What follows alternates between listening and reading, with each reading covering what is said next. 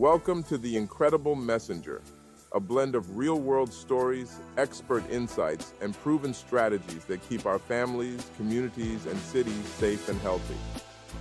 Moving beyond rhetoric and politics to practical solutions and community safety, here's your host, Jonathan McMillan. Hey, welcome back to the Incredible Messenger podcast. I'm your host, Jonathan McMillan, and I am so excited to be back with, I guess at this point, it's another season of the show because it's been several months at this point.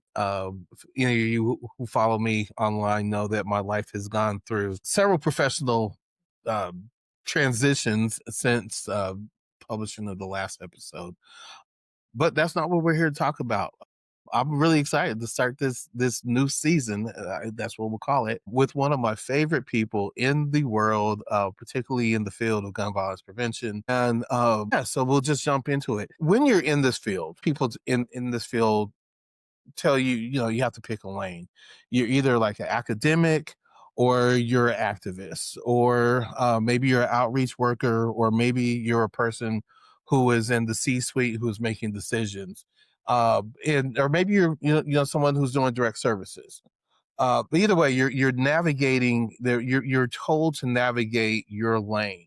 And one of the reasons that I'm excited to bring this guest on is because she's a person who I have learned does not succumb to society's prescriptions. She refuses to choose. And her name is Dr. Shani Buggs. On paper, Dr. Buggs is an associate professor of emergency medicine at the Centers for Violence Prevention at UC Davis. And she is the co-founder of the Black and Brown Collaborative for Community Solutions to Gun Violence Prevention, where she serves as the chair of the advisory committee. There, in that role, she provides guidance on the organization's strategy and development. But like I said, her path to that career was anything but traditional. A little over a little over a decade ago, she was living what was called the good life in corporate management in Atlanta, A-Town. Stable, comfortable, successful. And then the Aurora movie theater shooting happened. And while the world stopped to mourn, Shani noticed that the deafening silence regarding the daily violence happening in Black communities like Baltimore was just not being addressed. So she did what I think anybody would consider unthinkable. She's quit her job, sold her house, moved to Baltimore, and I quote, she started over again as a broke graduate student to understand why some lives are treated as tragedies and others merely as statistics. Since then, she has become one of the most vital translators that we have of data in this country. She is a woman who likes to take the wisdom of street outreach workers like Dante Barksdale, rest in peace, and walks it right into the White House to help secure billions of dollars in federal funding for community safety. Like I said, she founded the Black and Brown Collective to ensure that people closest to the pain in the issue are the ones driving the policy. She uses science not just to study the world, but to fight for it. She is a scholar who chases meteor showers to decompress, admits to watching Love is Blind for balance, and believes that true equity is only achieved when everyone's life has equal value. Again, just by that awesome bio, you can see why she's a person who I adore so much. Ladies and gentlemen, I have the honor of bringing to you my friend, my colleague, Dr. Shani Buggs. Shani, welcome to the show. Thank you so much for having me. That was the best possible introduction. I'm just trying not to cry. That was so beautiful, and I'm just honored to be here. I'm honored to have that intro. Thank you for having me. You're more than welcome. I gave the bio, and that was, again, based off of just some research and part of who I know Shani to be. But I also want to, elevate when I first met her in person. I had just started my job as the director of the Office of Gun Violence Prevention for the state of Colorado. And I was invited to attend the National Research Conference on Gun Violence Prevention, It was the first conference of its kind. And my career path has been anything but conventional, coming as a person who does not have the traditional academic background of many people who find themselves in those roles. I was suffering with what's it called? What's the phrase? Imposter syndrome? Or where Imposter you're going? syndrome. Thank you. Yes, imposter syndrome. Because I'm around literally, I think probably about 500 different researchers over there, people who were the directors of different offices, federal people. It's just, there was so many credentialed people who were in that space, and I'm feeling very insignificant in the moment. And then I met Shani, I met Dr. Joe Richardson, and Sharon, and y'all just like welcomed me and made me feel like I belong. And coming from a space of doing outreach work and behavior change, belonging is one of the strongest uh, emotions that a person can ever experience. So again, this is why I appreciate you and grateful for you and wanted to share that with you. So thank you. Thank you. Thank you. You absolutely did belong. You do belong. We need your voice as prominently in those spaces more so than many other because of the rich and um complex history that you have lived, and your experience is that of so many other people who are deeply, and personally impacted by gun violence in our country. So we absolutely need your voice. We need your presence in that space.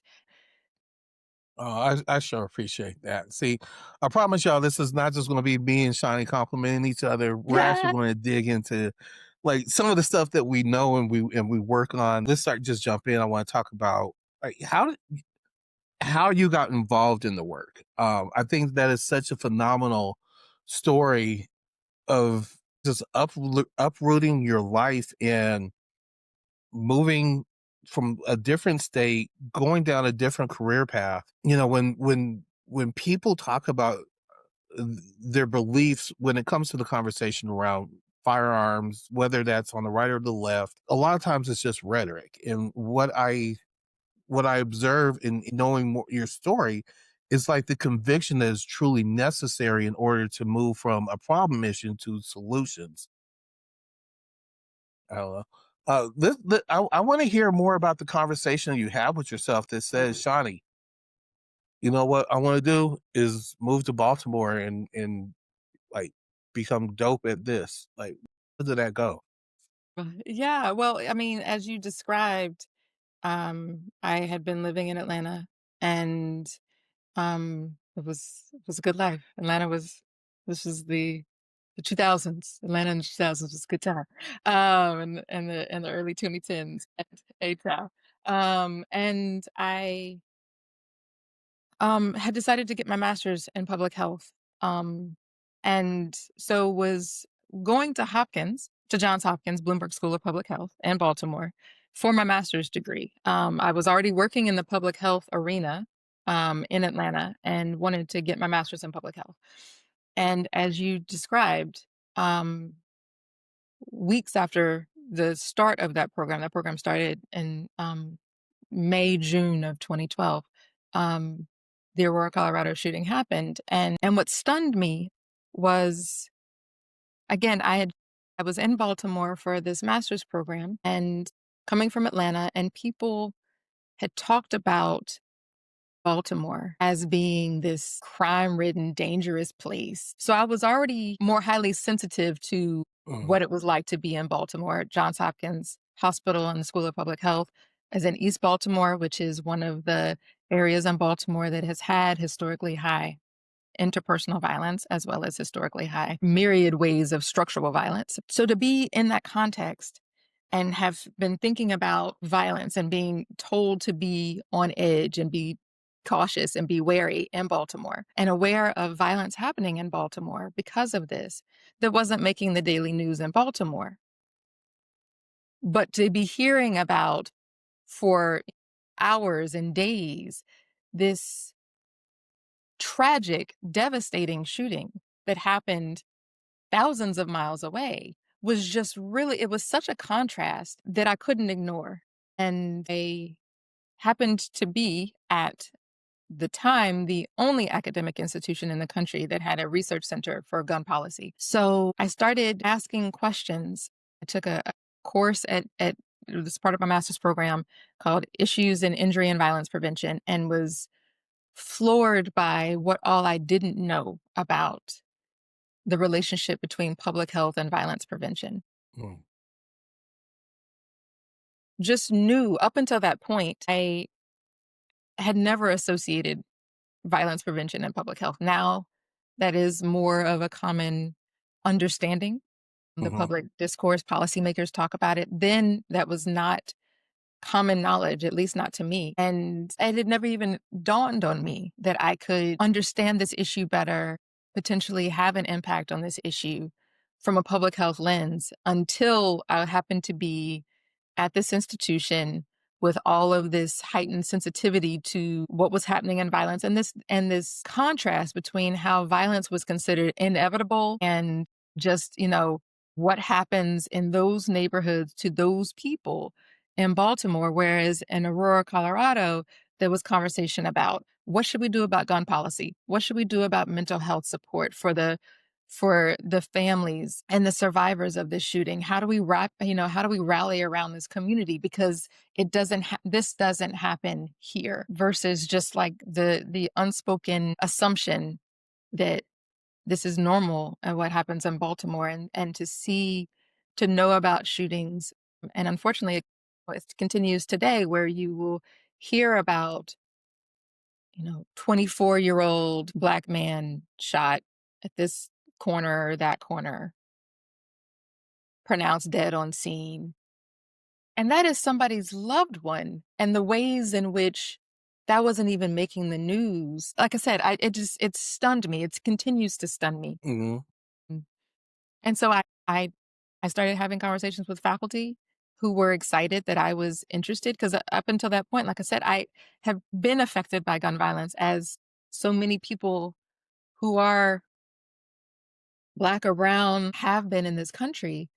And I didn't know that I could do something about it if I wasn't in law enforcement, or if I wasn't in, Mhm. for some reason I thought social work was like, it was law enforcement or social work. Those were the two ways that you could have an impact. And so when I learned that I could do something different, then it felt like I had no choice but to. And so the plan to return to Atlanta and that cush job just evaporated. And I knew, even if I hadn't gotten my PhD from Johns Hopkins and studied in this area, I knew that I needed to stay in this field. I knew that I needed to do work about this issue, because it is deeply important to me, and important to people who look like me, and important to my community. So my life changed really that summer because of these things. You said so much that resonated with me. I the narrative that was happening after the shooting also did not sit well with me, because being a Black man um in Denver/Aurora, Colorado, in all respect to everybody who was injured and lost their lives, and the survivors of those people, I have known as many people over the course of my lifetime, and in some cases in a short amount of time, who have lost their lives or have been injured as it happened in that theater that night, and it has never been an issue for those who now saw it as an issue. And so, and again, that was part of the reason that I started this podcast, even, is so that we can elevate the conversation beyond gun control or gun rights, or elevate the demographics of victims who aren't necessarily in the narrative, in the conversation. And so with that, I want to bring it back to when we first met in person at the research conference. Um, I know a couple of things happened in the years between 2012 and when we met in I think that was 2022 Mm. in person.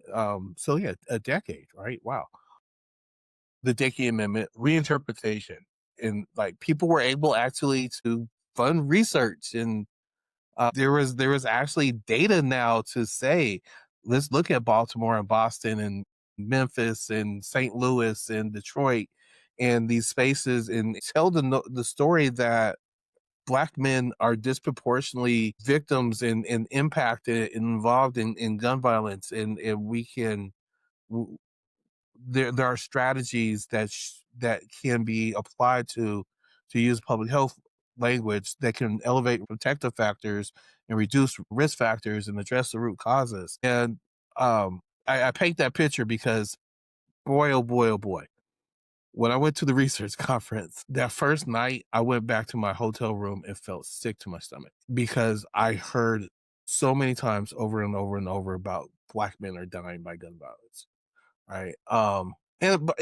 I say that with no malice or I just knew so many people who have been, their work had been stifled and underfunded, that when we finally now have funding to go towards it, or at least not limitations and some of the blockages, and a whole conference dedicated to this, people were overjoyed and they were sharing their work.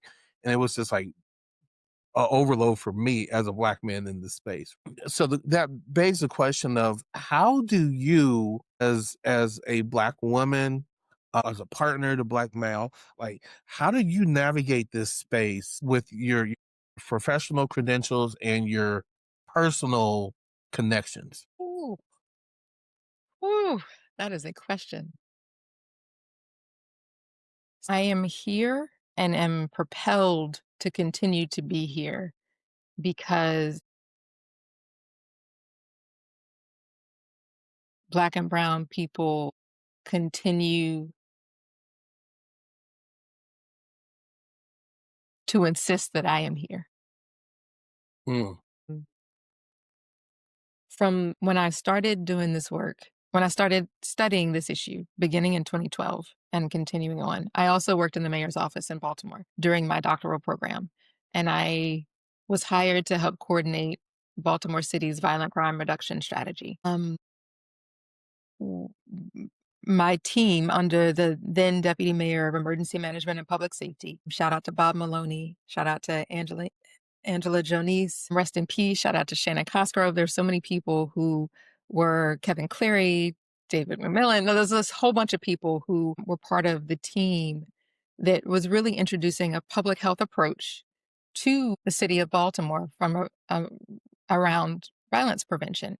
And my role was really coordination of all of these different interest holders: police, health department, state's attorney's office, mayor's office, different agencies in the mayor's office, community members, researchers, nonprofit organizations, to bring different constituents and leaders to the table to have conversation about what does a comprehensive approach to violence prevention look like in Baltimore. So I was engaging in community.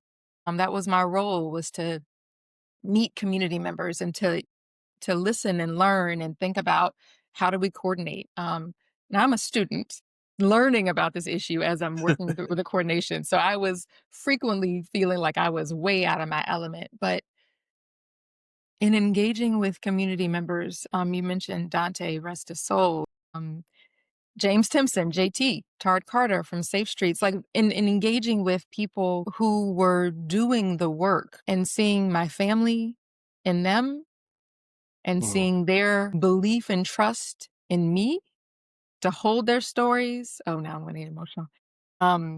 To carry, like, to be a voice in the room where they so often they were not present, and policy and decisions are being made for them without them being in the room. And so seeing that disconnect between what the research is saying to do, what the realities on the streets and in communities were, sort of policies were being passed that were or were not aligning with what people's needs were, was eye-opening. But then having people directly or implicitly through their showing up for me, opening up to me, all of that has propelled me to continue.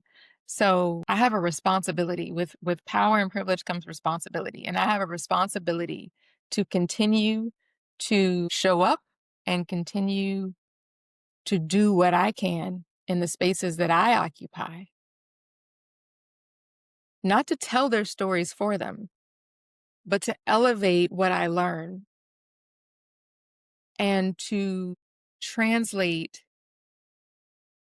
across stories what that means for policy, what that means for practice change, what that means for narrative change. As a Black woman, I continue to be honored that people share their stories of pain, of tragedy, of loss, of resilience, of hope, of courage. And I don't take that lightly. I will continue to lift up their stories as long as I am in this space. And you mentioned my partner. My partner, shout out to D'Angelo Mack, is he and I connected and bonded because of his work in the space of violence intervention. He began the first hospital-based violence intervention program here in Sacramento. It was the first one funded by Kaiser Permanente. And he um, and I both understand that responsibility of how we show up for the people who we feel responsible to and show up for the communities that we feel responsible to. So this work is heavy. This work is hard. This work is unrelenting. I have the privilege of being, I'm not on the front lines. I'm a researcher. An advocate that has the privilege of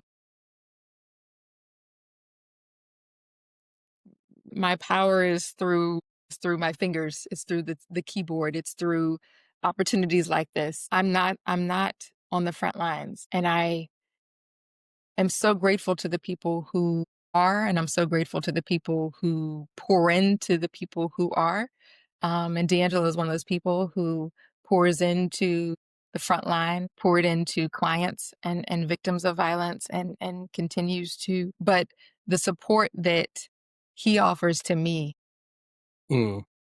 and that I can offer to him, knowing what this space requires of us and honoring the privilege that we have to be in this space, to be able to do what we do in service of community is a beautiful thing. And so, yeah, I just very, very grateful to be able to be a Black woman, to be able to show up in the spaces that I occupy and, stand up for my people and stand up for what I hear is necessary from the people that I work with, from what I believe, but really from through the research, through the scholarship, through the science of hearing consistent stories, hearing and seeing the data. You talked about the data about Black men dying from gun violence. The stats are horrific and have been for decades. And so I just am honored to have a partner that understands, that can relate, that I can draw strength from, who can draw strength from me.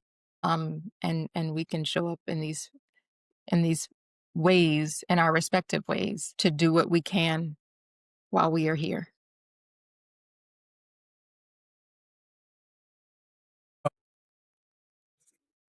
Beautiful, beautiful, beautiful. This is one of the reasons you are so respected in this space. Shout out to D'Angelo, my guy. I don't know. I think I shared this with you, but again, like 6 degrees of separation or fewer. When working to build the Office of Youth Violence Prevention with the city of Denver, we experienced a spike in violence in 2020.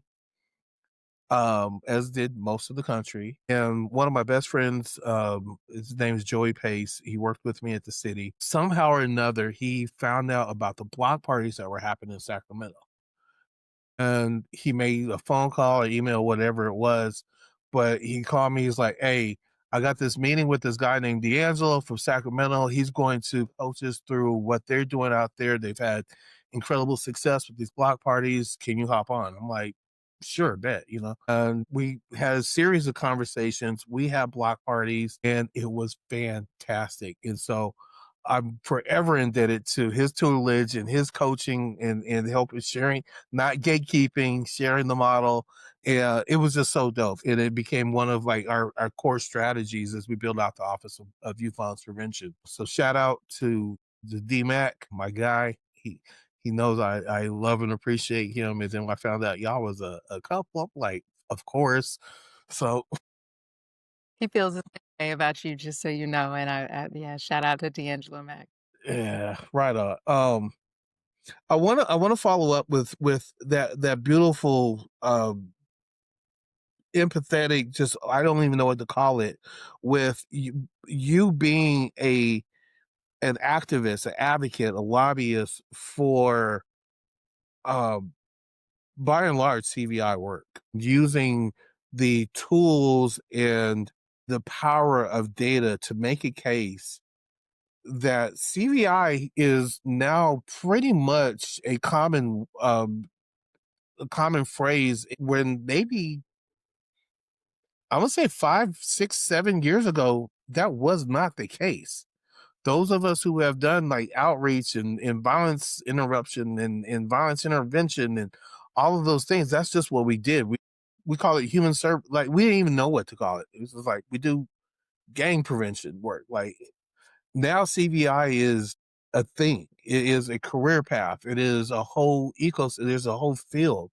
And largely because of the work that you and many of your colleagues have done, especially working to get the funding with the White House. Can you like talk about that amazing journey and process that got us to a point where like, literally billions of dollars were poured into a field where most of us, I remember when I first started doing this, I was getting paid $10 an hour before taxes.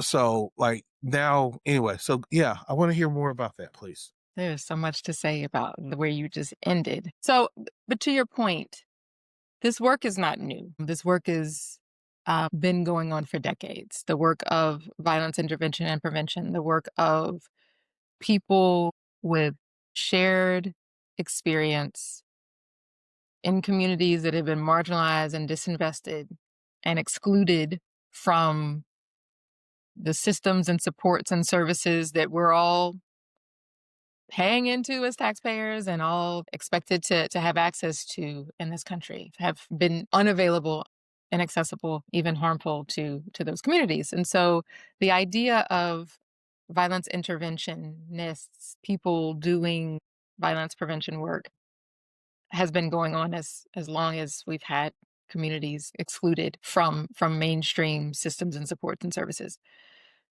Which But is forever. which is forever, right? The history of this, right? And so, but yes, in 20, so as Joe Biden was running for president, um, in 2018, 2019, um, there he campaigned um to support community violence intervention.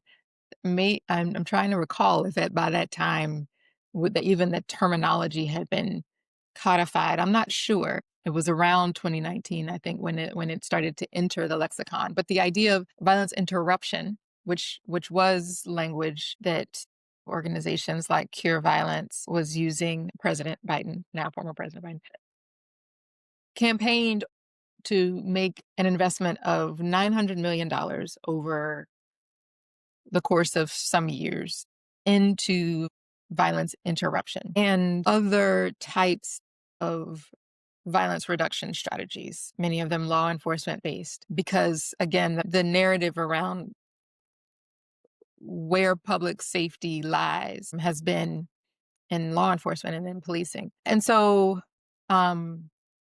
candidate becomes president and is inaugurated. And this is early 2020.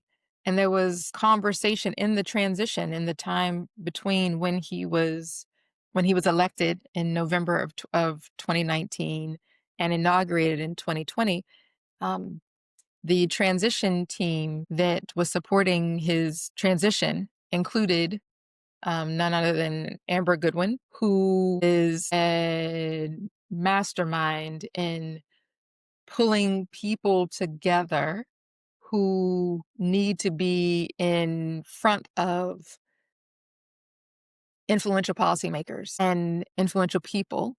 And she intentionally gathered a group of leaders around the country that had been meeting and gathering for years up to that point. But Amber was intentional about, as a transition team lead, making sure that the person who was going to be in Health and Human Services heard from gun violence survivors. The person who was going to be over education heard from gun violence survivors. The person who was in transportation heard from gun violence survivors. And intentional about bringing those voices, those leaders' voices, into various aspects of the federal agency, who would be future leaders in those federal agencies. So again, these are leaders, shout out to Pastor Mike McBride, Erica Ford, Antonio Cedillo, Greg Jackson, Arisa Napper-Williams, Mike De La Rocha, Eddie Bocanegra. There were a number of folks who had been doing the work, who were then able to be in front of, have this platform, easier access than would have been granted otherwise, I think. So now President Joe Biden is now in office, and through a series of conversations, I and these leaders, Fatima Lauren Dreyer, I can keep coming up with names. There was a group of us that were invited to have a conversation with then Domestic Policy Council leader and Ambassador Susan Rice and her team to talk about gun violence prevention in this country. And when we met with Susan Rice, we said that $900 million was not enough by factors, and what needed to be invested as a floor was $5 billion. And Ambassador Rice said, "How did you get that number?" And we said we would show you our work. And we emailed how we arrived at that number based on costs of violence, based on what it would require to invest in the workforce of violence intervention across 50 major cities in the country to help reduce violence at the national level over a course of some years. One of the most incredible parts about that meeting is that you had these leaders with all of these diverse perspectives. Pastor Mike McBride bringing the faith-based activist voice, Arisa Napper-Williams bringing the voice of a direct survivor. She lost her son to gun violence. You had Erica Ford, who's been leading violence intervention work in New York for decades. You had Eddie Bocanegra, who has had lived experience and was at the time then running Ready Chicago, a major organization in Chicago. You had, Mike De La Rocha, who's been doing violence intervention work for decades in Los Angeles. All of these different perspectives. Fatima, who's CEO of the Hobby, a Health Alliance for Violence Intervention. All of these different voices aligned in saying, we need more. Me bringing the research voice and saying, we have research to show that investing in non-law enforcement based, investing in community-driven violence intervention can work when it's funded properly. It can work. We have evidence to support that it is possible to invest in people, invest in communities in ways that can sustainably reduce violence. But we need more, and we need the leadership of the White House to demonstrate to the country that this is worthwhile. This is an investment worth making in people, in the places. And they said yes. And so, the Build Back Better Act included the $5 billion commitment to community violence intervention, which was incredible. Build Back Better Act was not ultimately passed. But then what happened was the administration said, all right, so we couldn't get the money invested in community violence intervention that way. But what we can do is increase access to grant dollars, and we can provide money to states and counties and cities to invest in this work. And then when the Bipartisan Safer Communities Act was passed, $250 million was allocated directly to community violence intervention. And so because of those conversations, because of that access and the understanding in the White House that this was a complex issue that required a full, like, all hands approach from government. So you saw educational grants being devoted to community violence intervention and health and human services grants and transportation grants, thinking about areas where better transportation was needed to support investment in disinvested communities. All of those early conversations really helped to open the door for better awareness understanding for how complex the issue of gun violence is and how the responsibility of the government should be dispersed across all of these different agencies that are responsible for the welfare and the safety and the public good of the public goods of communities. So I'll stop there. I It mean, was an incredible opportunity. I was fangirling out Anthony Smith. How could I not mention Anthony Smith in that space? Like, I was fangirling out to even be present for the conversation and the ones that followed. I'm not a lobbyist. I cannot lobby as a University of California employee. And yet to be able to advocate for my community through what I know from the research lens mhm. and what I know from science and what I know from the scholarship that came before me from so many different researchers and scholars and activists. It's continued to be a highlight of my life, and it opened the door for investment in this work in a way that had not been possible before. As usual, there you laid out so much that I wish I could talk to you all day, just like unpack all of this history. My next question is very much related to that. Shani, I have elected you mayor or city manager or the executive director of the Office of Violence Prevention in City USA. What does your first 30 days look like? Ooh, listening. Okay. Absolutely listening.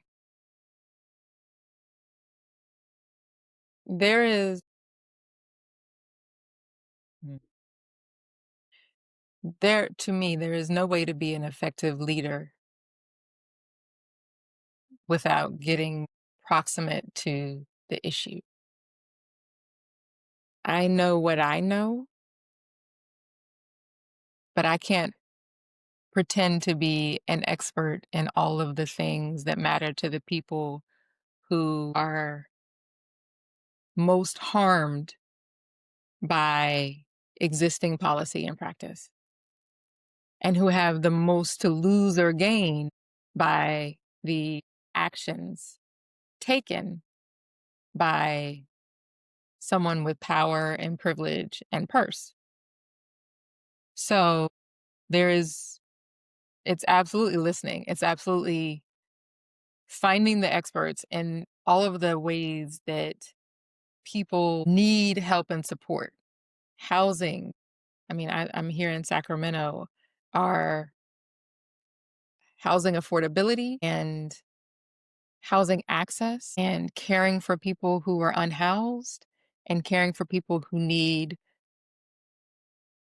mental health support, empathetic and caring and comprehensive mental health support. I know about the intersections of those things and interpersonal violence, but I am not an expert in those things. And so listening and learning from people who specialize in those places, and they specialize because they are proximate, and people who are living with the intersection of burden of poverty and lack of transportation and lack of health care and lack of living wage work Mm, and lack of childcare and all of those things that when you invest in systems of care, true investment in equitable systems of care, lift everybody's standard of living. But that's what I would spend time getting proximate to the people who know those issues and the people who, um, like I said, have the most to lose or gain by the ways that policy and practice is implemented. Yeah, that's what I would do. I wanna elevate this point that I hear from what I know, that's the public health masters coming out of you, right? Because principle number one of a public health approach is to use data to identify what is the issue, who's impacted, how are they impacted, why are they impacted, when and where, right? All of those things. And you won't find that out without listening to people. So, not surprising that's your answer. I want to also loop it back to something you said previously in all hands approach, all of government has a responsibility to contribute to funding, provisioning, resourcing solutions. I would love to hear more about how do you see that modeled practically, and what does that look like for you? Who's the first phone call you're making? What's your first all hands on meeting look like? Yes, that's a great question. And I have a brilliant friend here in Sacramento, Dr. Flojan Kofer, who ran for mayor of Sacramento, very narrowly lost in 2024, um, but thinks very deeply about collaborative leadership at the government level.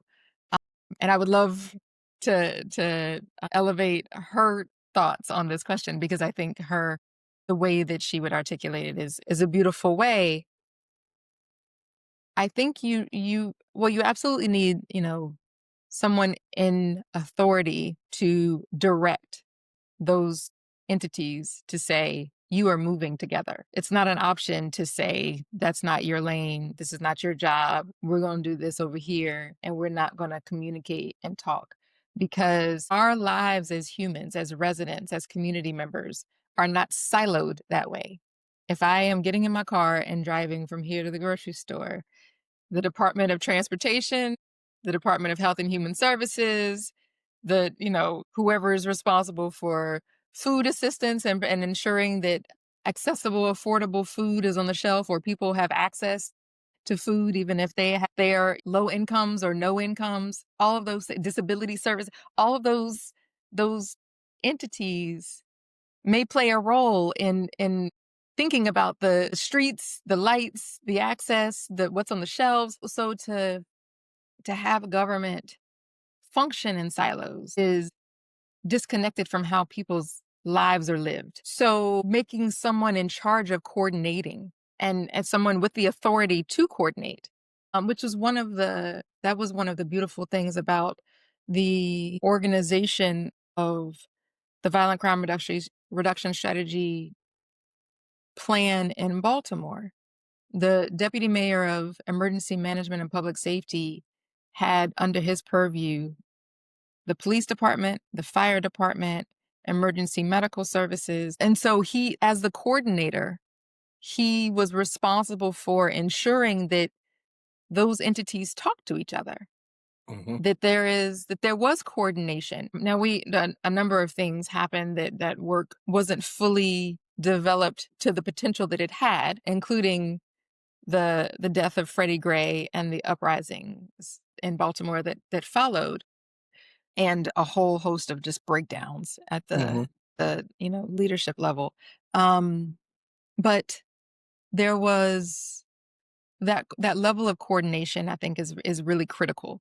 Um, because when you say you don't have a choice but to play in the sandbox together and to and to talk to each other and coordinate, then you can have, whether it's personalities or just different philosophies or no incentive to come together and coordinate, then that's what plays out. And I think it's important, coming back to you talked about the graphic that Dr. Prothero Stith put up about firearm related suicide among white males and firearm related homicide among Black males.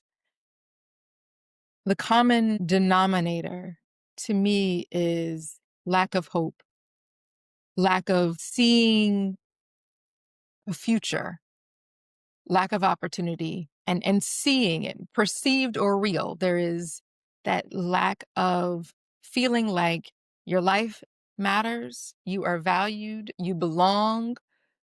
There is something better and greater for you in the future. So investing in people's opportunity, investing in hope, it sounds fluffy and woo-woo, and yet it is life-saving. And so as a leader of a city or a county or a state or a country, the investments in tangible opportunity for young people and adults to see hope, to have opportunity, not this unattainable, unrealistic pie in the sky opportunity that one in a million people may get an opportunity to see and to realize, but actual real hope is absolutely necessary. The lottery, I know this sounds like a tangent. The lottery is over $1 billion and has been over $1 billion multiple times in 2025.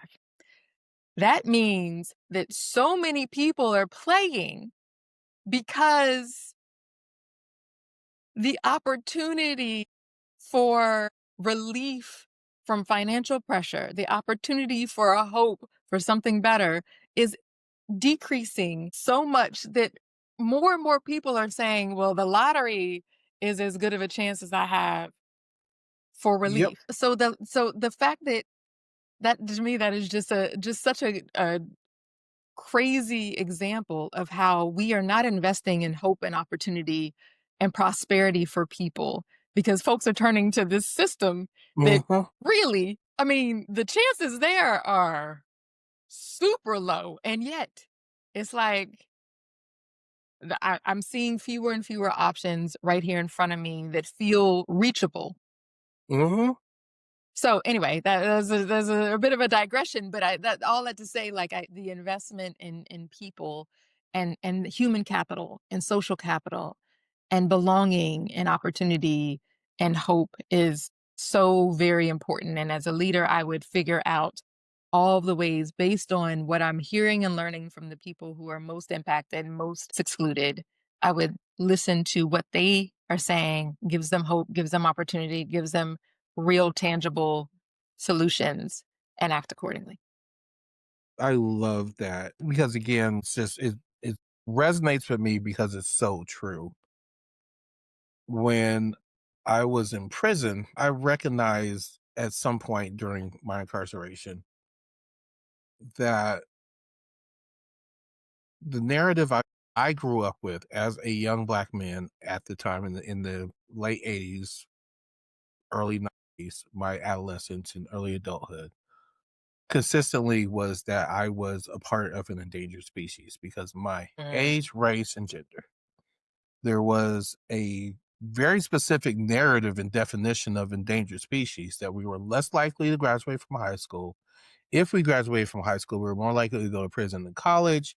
We were more likely to die before the age of 25 than anybody else in the world, not the United States, in the world. And that we were going to have a bunch of babies that we weren't going to be around for because we were either dead or incarcerated. And that was the narrative that was shared from pretty much the time I would say 12, 13 years old, entering adolescence until, right?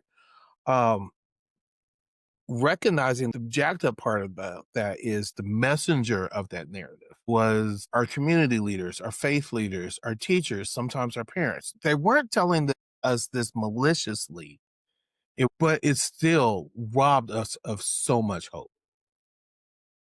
Robbed us of so much hope. And a hopeless person is a reckless person. And then we engaged in the behavior that sent us to prison, that we dropped out. We were looking for anything that would give us some sense of purpose, accomplishment, or just relief from a world that felt very heavy just because we were born into it. So we did reckless sex, reckless violence, reckless entertainment, ended up locked up, ended up getting killed, and ended up with a lot of unplanned for children that we didn't know how to father, right? And so I have, as of this recording in 2 days, December 20th will be my 25th anniversary of being released from prison. And so I have spent essentially the last 25 years on this mission to create more opportunities and pathways for our young Black men and boys to experience hope, to feel like they have something. So when I tell you that your answer resonates with me, like truly to the core of my philosophy of why I'm on this planet. So thank you for that. We're at just about time, and I want to ask you one more question. I want to ask you 1,000 more questions, but I want to ask you one more question. We can't do this work forever. Just for our own health, for the health of the field, right? I don't remember who it is. I saw a speaker said, leadership's like milk. If you keep it too long, it begins to spoil. Um, so my question for you, Dr. Shani Buggs, a phenomenal leader, what does the future look like for you in this space? And if you accomplish X, you will know that you have done what you need to do and can move gracefully and peacefully into a new path of watching Love is Blind or whatever the show is. I didn't recall my Love is Blind answer. It's For out a t there. for a time, it did provide great relief. I don't watch it anymore, but that's such a great question. So, through the Black and Brown Collective for Community Solutions to Gun Violence, shout out to Dr. Jocelyn Fontaine as ED and all of the members of the collective. We have, and with generous support from the Robert Wood Johnson Foundation, we have begun a mentorship and training initiative for scholars around the country, pre-doctoral scholars, postdoctoral scholars, and emerging career investigators who are committed to equity, equity-centered, community-engaged research for communities disproportionately impacted by gun violence. So we have a current cohort of 16 scholars, incredible scholars from across the country of varying disciplines, because the collective is a multidisciplinary network organization. We believe, as I talked about all of government approach, we believe that this complex issue of gun violence requires multiple disciplines, multiple areas of expertise in order to best address it. And so you have these scholars from across various disciplines and institutions who are aligned in doing work in service of the prosperity and liberation of Black and Brown communities across the country. My role as a leader is to create more opportunity for the next generation of scholars, for the next generation of people, brilliantly minded, deeply committed humans who see the role of science in elevating the perspectives and realities and solutions coming from those most impacted by gun violence to inform policy and practice and change. My role is creating those opportunities and then moving the hell out of the way. And so I am honored to be able to help facilitate the elevation of these scholars. And hopefully we have another cohort starting next year. Hopefully we will continue to get support to continue this fellowship. And that is just one way of me seeing this responsibility that I have of creating opportunity and giving other people access. You talked about D'Angelo Mack not being a gatekeeper. I absolutely do not believe in gatekeeping. I believe in, if you need access to my network, you have it. And access to opportunities that I receive are available for others so that other people can bring their fresh minds and their fresh ideas and their fresh brains to the issue. I love that quote, that leadership is like milk. because too often people retain that spot at the top and do not cultivate the next leaders and do not step out of the way and move into different roles so that new people can step into those roles of leadership. And so I look forward to just being an advisor, just being Mhm. um, Mhm. a counselor to people who are leading in the field. I don't think my time yet is up, but I look forward to increasingly create those opportunities and increasingly step back so that I do not overstay my welcome in this field, in the role that I'm in now, and that I can create more opportunity and open more doors for more people to do exactly what I do and do it better and do it smarter and do it easier and do it faster and build on the shoulders in the same way that I have built on the shoulders of others. Dope, dope, dope, dope. I love it. I love it. I love it. So, Shani, the show is called The Incredible Messenger with intention. Validate and elevate the role that credible messengers play in this field, and the people who I seek out to share their wisdom on their and perspectives on the show I see as credible messengers. And so with that, I would like to offer you the opportunity to share a message to whether it's the next generation of researchers or to anybody else out in the field. What's the message that you would like to share? You lifted up a quote that I've made in the past, that true equity is achieved when everyone's life has value. Everyone's life does have value, and everyone's story absolutely matters. And we need people to tell their stories, and we need people to lean into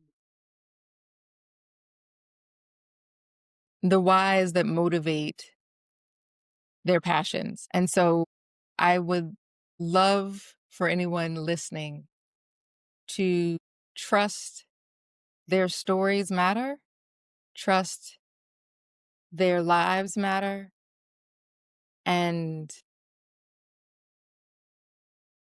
to live out their why, live out their purpose. We are told too often that if it doesn't look this way, it doesn't look that way, then we may not be as deserving of opportunity. And everyone's life matters, everyone's story matters. So please live out your why.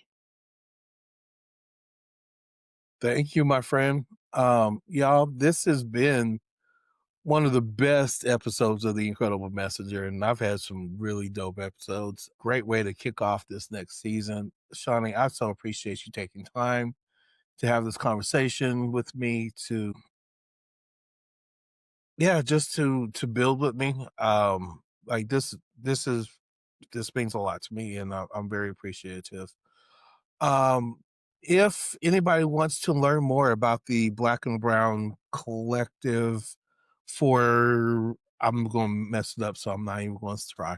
Um, how can they reach you or the collective? And Yes. then any other information you want to share about your socials or anything else? Yes. The Black and Brown Collective for Community Solutions to Gun Violence. It is a long title.